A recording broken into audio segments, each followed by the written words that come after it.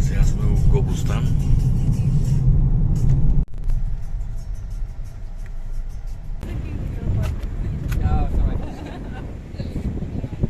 Дојдеме у Гобустан. Прва локација што треба да посетиме е музејот. Те како се живеале гобустанци.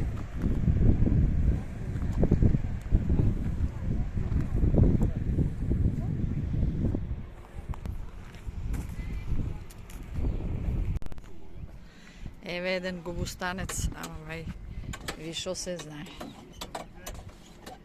Да прави некои линини.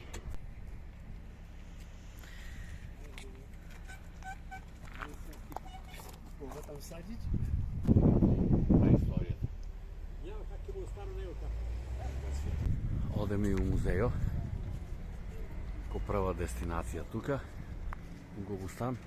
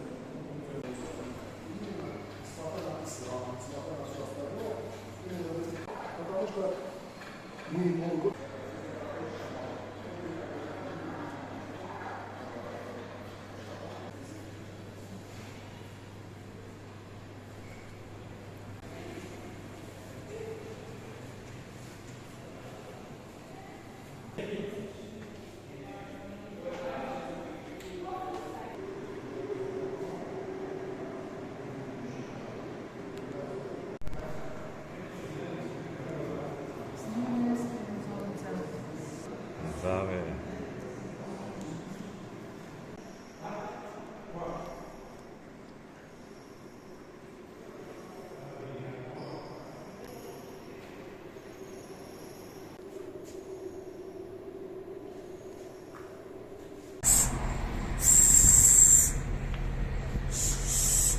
Еве дојдеме до најисточниот римски надпис на латински во светот.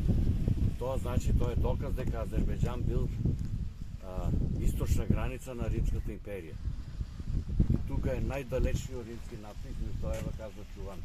Еве го на латински што пишува, има и превод, ама ја не го знам баш преводот.